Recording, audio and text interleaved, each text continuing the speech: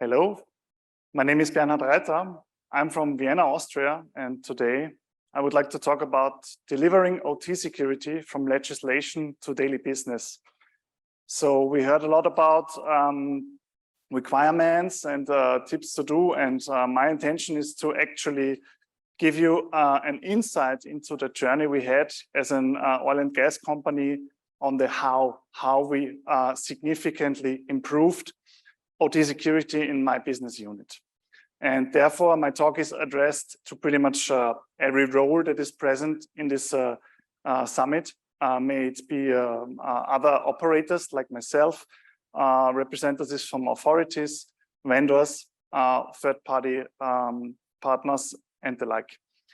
A few words about myself. I have a background in electrical engineering, and some years ago, I got the opportunity to start a career in OT security, which I gladly took. And from then, I've been working as an OT security officer in a refinery in Germany. It's also important to give the context for this whole talk. So we're talking about the energy sector, we're talking about Europe, and our company, OMV, is an integrated oil and gas company. That means there is an upstream and downstream business unit. Downstream business unit is called fuels and feedstock, where I work right now. And there are three major sites that are important for this context in Austria, Germany, and Romania. There's another business unit, the energy business unit, and the chemicals and materials business unit. What I intend to do is to take you from the legislation, from the legal requirements to a daily business case study. And we're going to start at the legal requirements. And since this is an international context, I have to start to explain basically how European legislation in the European Union works. So there is an authoritative body that is called European Commission, and the European Commission issues directives. And these directives then must be transposed into local law by European Union member states. And we have two directives that are very important in this context and for OT security. The first one is called Seveso III Directive, and it is about preventing and controlling the risks of major accidents involving dangerous substances. It therefore states requirements for identification, notification, and control of hazardous installations. And it's a main driver for process safety. The second very important directive is the NIS directive. NIS stands for Network and Information Systems. And this directive aims to enhance resilience and cybersecurity for critical infrastructure providers throughout the European Union. And thereto, it states minimum requirements for risk management, incident reporting, and also technical minimum requirements. And it's safe to say that this is the main driver for OT security in Europe. And I'm glad that we already have had a reference today to the NIS2 directive. So right now, the NIS2 directive has passed and will become in effect at the national level in a short time period. But right now, and this talk is about the NIS1 directive, which we had to implement. And since this is an international conference, I try to do a relation to the region where I'm speaking at. And so you can think of the NIS directive as a NERC-SIP covering a larger scope of sectors. So the NIS directive also covers the transportation sector, the water supply sector, the finance sector, the transportation sector, and the energy sector where I'm working at. So as I just said, a directive gets issued, gets transposed into local law. And my cooperation is also, of course, this is also applicable at OMV. Since we are a provider of essential services and operator of essential services in 3 European member countries, Germany, Austria, and Romania.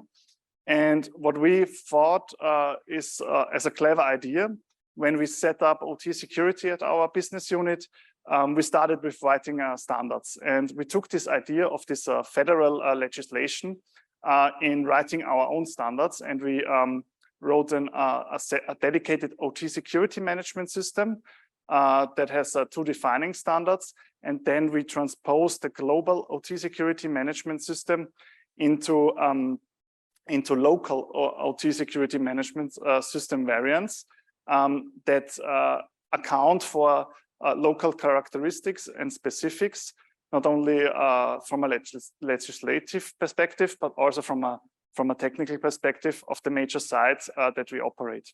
And this is a common idea that will reappear in this talk. As a peer group, we sit down and think of global minimum requirements and ideas, get to a consensus, and then formulated consensus and go to a local level for proper implementation. Okay, so this slide should just give you an insight into our thinking, what were our goals and our objectives when we set up the roadmap. And the most important thing I'd like to mention is all the standards and procedures are written with the top priorities, process safety and plant availability in mind. Then next, you see a pyramid on the left-hand side of the slide that shows the OT security management system, the OSMS, is separate and distinct. It's a standalone set of standards following this federal idea, and it's a cousin to the ISMS. There's also a mapping to a corporate level set of standards so that everything is consistent, so to say. And as I have taken the SANS course, or not only myself, but other colleagues from our peer group as well, I have taken the SANS course, and we like the idea of the sliding scale of cybersecurity a lot. And this is displayed on the right upper hand side. So as an operator of critical infrastructure, it's just a good idea to head for active defense as the goal, and also respect the investment pyramid, where the costs, we thought that we are thinking the sweet spot in terms of cost and value is at active defense, actually. So we considered this when setting up, designing and implementing the roadmap.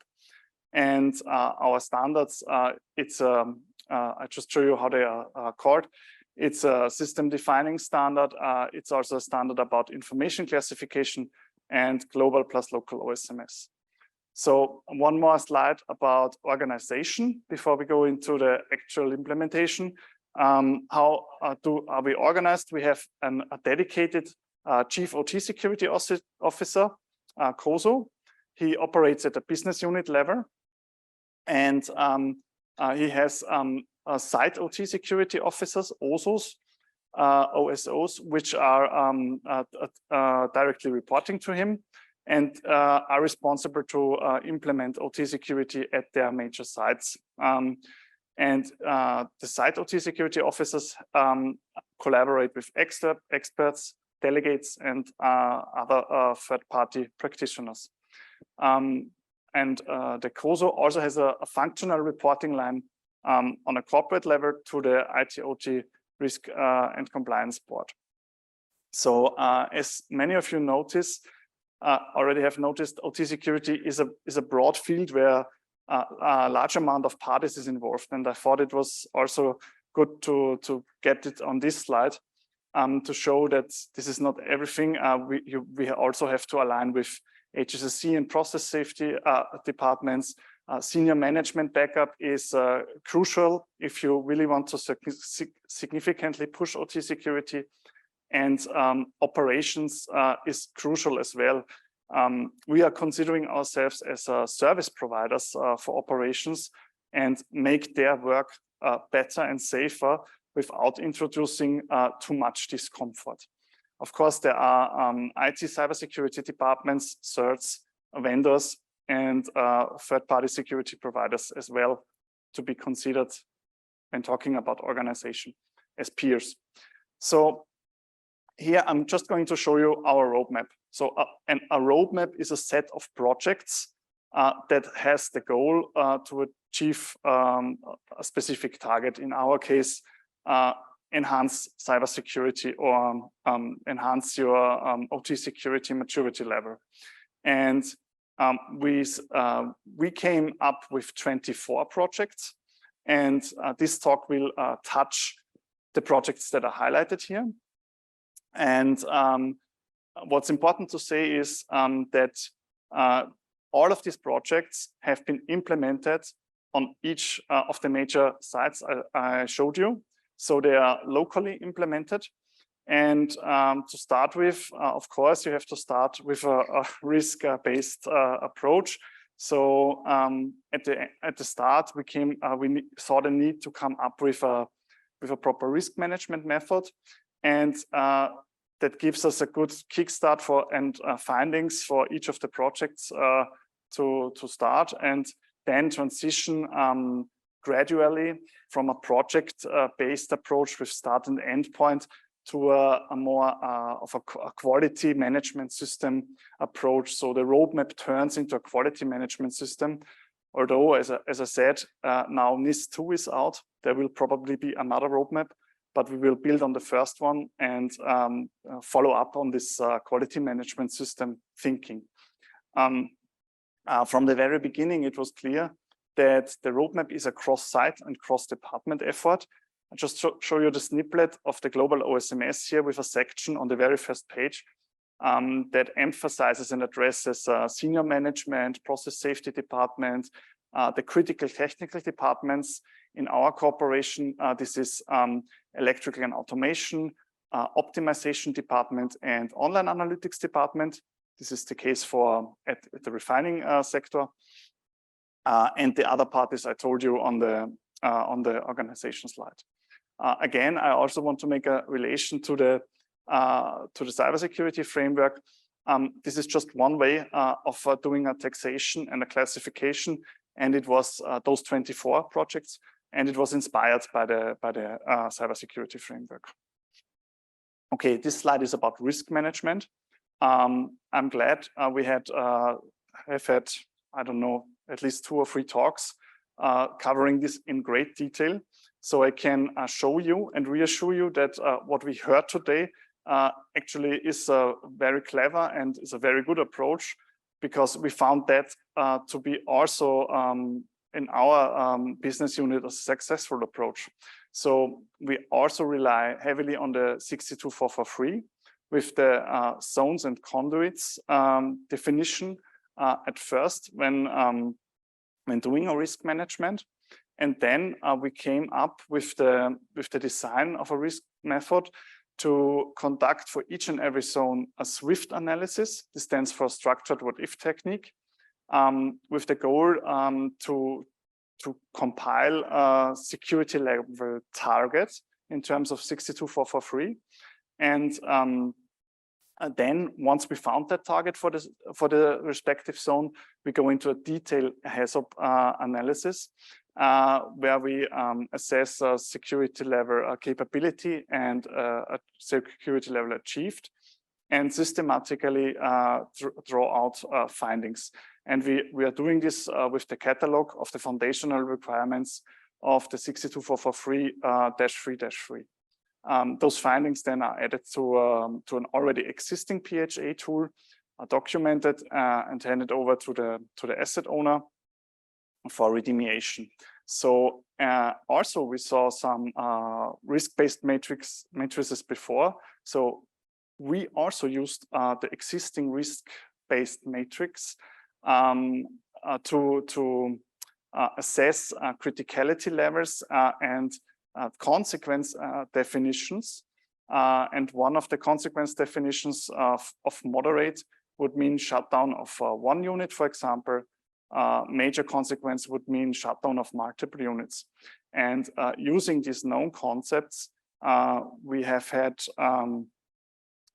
it made it easier to communicate with senior management, because it's a set of methods that's already known, and it really leverages your own risk analysis. So for this, we also thought that the interval it's not a one-off endeavor. It's a recycling endeavor. We have a nominal time frame when we have to repeat this, and also based on major industrial incidents, we allow us the option to repeat this on an ad hoc basis for each and every of the major sites I showed you. Good. The next sections are about asset management and network security monitoring. So conducting the risk analysis, we quickly found out, and this is not a surprise, that asset management is key in obtaining proper OT security. And so we said we need to start with this project out of the 24 projects and put our focus there. And we sat down at the very beginning and started to write a specifications document, software specifications document, where we wrote down our daily business use cases, which we already knew and have come up with when we wrote the global and local OSMS. So what I can tell you is that writing a specification was key to our success. And in this specification, we could then quickly see what we really would like to have and find or create that software we need for our use cases, and not buy software and create our use cases around the software. So what our specifications then said, we wanted to have an integrative approach, to have a single tool to manage all of the data that's important for us, to be on a need-to-know principle. This means that the tool is not centrally installed and managed, but at each and every major site, to be capable of level 3 standalone operation. And at the start, the tool had to be offline. Okay, and our name that we came up with for this tool was OTwin. And when I'm talking about OTwin, I'm talking about our OT management, asset inventory management system. It's a generic asset management system from a software company that was customized using this requirement specification. So we used a customizable tool and customized it for our own needs. At this slide, I show you the architecture, where I want to highlight that the tool is located at each major site in level 3. There's a dedicated application server for it. There's a database in the background and is accessed via a browser out of the DMZ. And what's also shown on the slide is that we have the capability to do isolation. So we can isolate the refinery from the business network from the OT network in case of an incident. And I know this is not a magic bullet in terms of defense, but it's still a strong capability if you're able to isolate and operate in terms of cyber on your own. And if you really want to operate on your own, you need your asset management system at hand. So this means installation in level 3. Good. Once we had that, we have had the requirement specification. We know the basic requirements. We picked a vendor that we want to do the customization, and we thought where to start. And actually, we started with the consumption of external threat intelligence information, because we have the obligation to do so as a provider of critical services, as a critical infrastructure. So in Europe, there are certs that issue threat intelligence reports addressed directly to critical infrastructure providers, either on a daily basis or on an ad hoc basis for critical vulnerabilities like Log4j, Printing Nightmare, Zero Log On, Reaper 20, and the like. And then there is also, of course, additional threat intelligence from ICS vendors or IT departments and other sources. So again, how does this relate in an international context, or for this audience? You can think of this as an ISAC, which you have an obligation to consume and document. On the left-hand side, you see how this looks like for the German cert. And we this led us to our first step in implementing the use cases to consume external threat intelligence. So here on this slide, I show you the dashboard of OTwin, and it's just a quick overview that you can get a feeling how this tool looks like. That we have this information now stored systematically. There are around about 100 of these warnings that we have to consume and process and document year by year. And one of the, let's say, longer stories, sadly, is the Ukrainian war warning, which started over a year ago. And to this day, we have had to consume around about 40 or 50 indicators of compromise and also documented. We have integrated reporting capabilities to produce executive reports if anyone asks questions regarding a specific vulnerability like Log4j or the more prominent ones, yeah, zero log on, the things from the media. Okay. Now I told you the first use case, and on this slide, I want to show you how it went from there. Also at the top, you see the risk analysis that is based, that has this relation to the network information where the zoning comes from, actually. And so we started with the warning use case, the consumption of threat intel, derived the data model for all the next use cases. And we really thought of what do we need to know about our assets to successfully consume and process threat intelligence.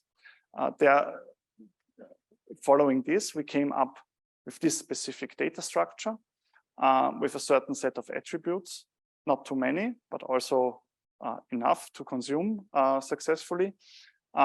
We took our legacy asset documentation, aligned it to this new data model. So we did a refinement and then bulk imported it and started managing all the assets out of OTwin.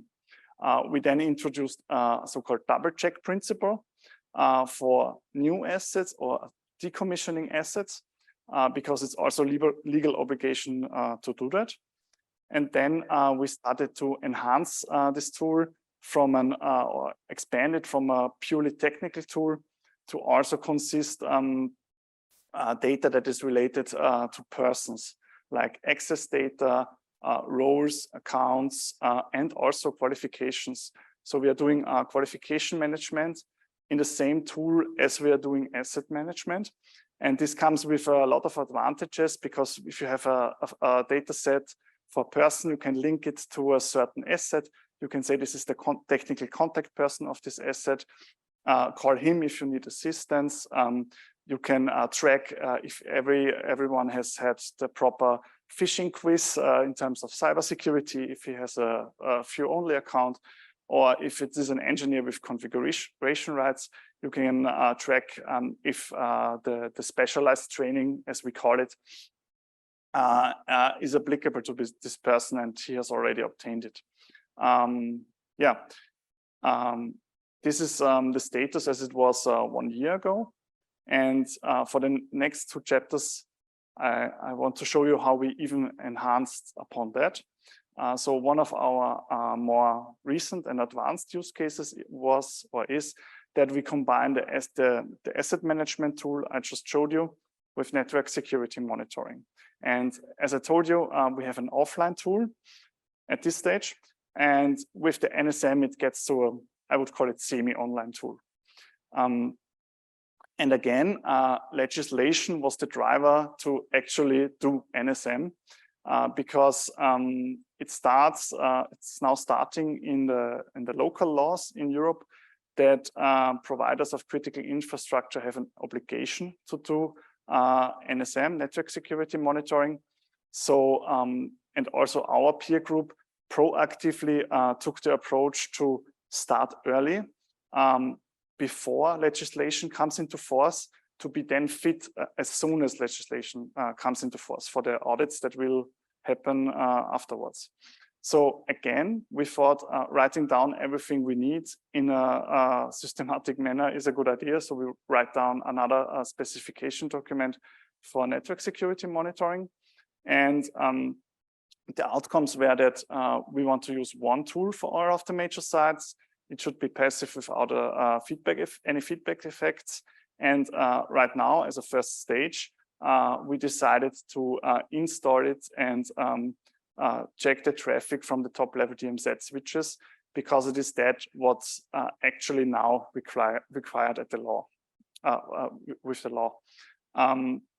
We also systematically wrote down different operational modes of the tool to globally agree that there are options available how to operate the NSM tool locally, and the site can then pick the option that fits best to the site. So for example, the NSM tool may be operated by an integrator, or it may be operated by a DCS vendor, or it may be operated by your own staff or by a third-party provider in combination with your own staff.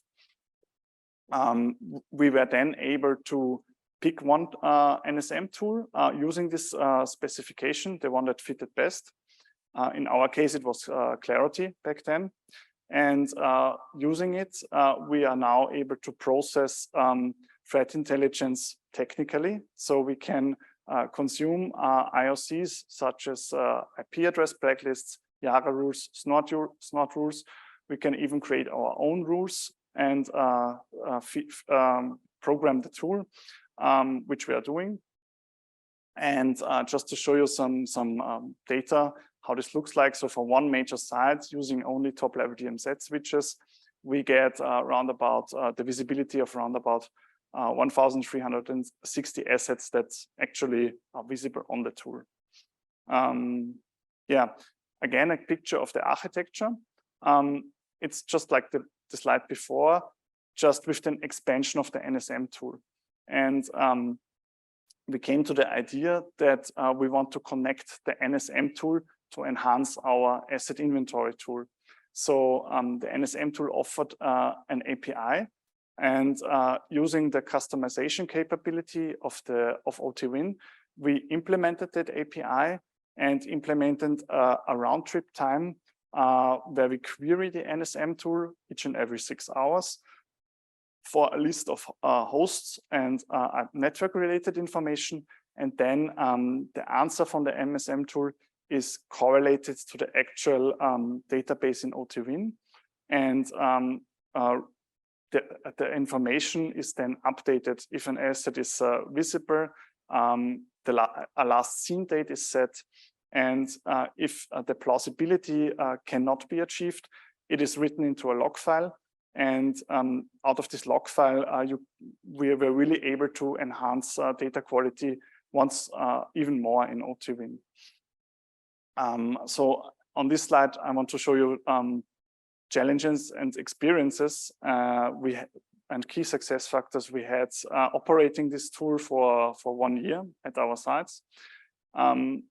So an NSM tool gives you recommendations for ad hoc hardening, which we found very useful. It supports you with troubleshooting and forensics. Sometimes it gives you PCAP files, and this really helps. And through alarms and baselines, you're really able and capable to do active defense. Or without it, you wouldn't be able to do it, only with OTwin. But in my opinion, the API of the tool in combination with the existing asset management tool is the best advantage we got out of it. And we are now at a state where we have the best of both worlds. So we have this OTwin asset inventory tool, which was offline and which served as the source of truth for years. And together with the NSM tool, we were able to do a major plausibility check of our data which we had in OTwin, and correct it if it's wrong at some points. Yeah, there are also challenges. So the NSM tool does not replace OTwin. Why? Because you need context. So if you're facing alarms, and I think this is true for a lot of use cases at your sites, you need to know the context of what you're looking at. So only having an asset name and probably even not working on the site will not help you so much, or you will need time to really compile that context. And if you have an existing asset management tool that is properly fed with data, you have that context at hand. In our case, this is OTwin, and we can quickly process alarms, as I will show you in the case study. So context is needed. The tool alone does not always provide that level of context you would need to quickly respond. And what's also to be considered is, once you get to an NSM tool and you really want to draw advantage out of it, it needs resources. So it needs dedicated, educated, and qualified persons that look at this tool on a day-to-day basis, draw conclusions, process events. And our answer to this would be the so-called intelligence admin, or Intel admin in short, shown on the next slide. PCAP files are also not always available, which is kind of a con. Good. How does this look from an architecture point of view? The tool is installed in an isolated sensor network, and there are appliances that are connected to top-level DMZ switches and to the central console. The central console is accessed via management network, and the sensors operate in an isolated sensor network. Good. In the last chapter, I'd like to talk about, I'd like to put it all together and show you just a little example of how the operation looks like. First of all, I'd like to introduce the concept of Intel admin. So I said, if you introduced NSM, you need resources to operate it. And if I talk about this, I need to talk about teams and organizing teams. And one way to do it, as an example, is to have dedicated OT engineers working on site with the best site knowledge. And it's the case at our sites. And we have a team calendar where we have a role. This is this yellow tile here. It says IA, Intel admin role, that is rotating throughout the team, so that also everyone gains knowledge continuously doing Intel admin work. Intel admin is responsible to process incoming threat intelligence, to process incoming alerts out of the NSM tool, or picking up the phone when someone calls the hotline and reports an event that might be an incident. And on a weekly basis, the Intel admin takes together with there is a situation briefing with the Intel admin and the OSO. And in this briefing, every finding, warning, and alert is being discussed. If it's worth discussing, the Intel admin also solves problem on his or her own, if it's a minor problem. But if it's something of significance, like a vulnerability that may need a dedicated maintenance window, the situation briefing is the place to discuss and actually plan this. We also have an MS Azure DevOps board where we process all the findings out of the NSM tool and can cluster them in tiles in a systematic manner. So the case study now is dealing with a vulnerability called name rec. And so not so long ago, in February this year, it was the first time that the NSM tool fired an alert of a vulnerability that was built into the tool. So everything before was something like, I see some new assets that I haven't seen before, or things like this. And then so out of the sudden it says, I have a known threat alert. It's the name rec vulnerability. And if you clicked in it, it literally said, cyber attack is ongoing, call your superior. and it occurred, as it is usual for things like this, in the afternoon. I think it was a Thursday or Friday, and I just want to tell you how it went from there. So it was the first time a built-in vulnerability was fired. The Intel admin saw this, did a quick check on his own, and contacted the OSO. Together, we then did a research. What is this about? What is it concerning? And we found out, using the documentation we had, that we had a warning in 2021 that already showed us the information we needed to process this. So name reg vulnerability, lack of null termination validation is concerning the DNS protocol. Then we started chatting with the other departments, and other departments told us they did some checks on assets using NSLOOKUP commands of HSSE. This is a popular German computer engineering site.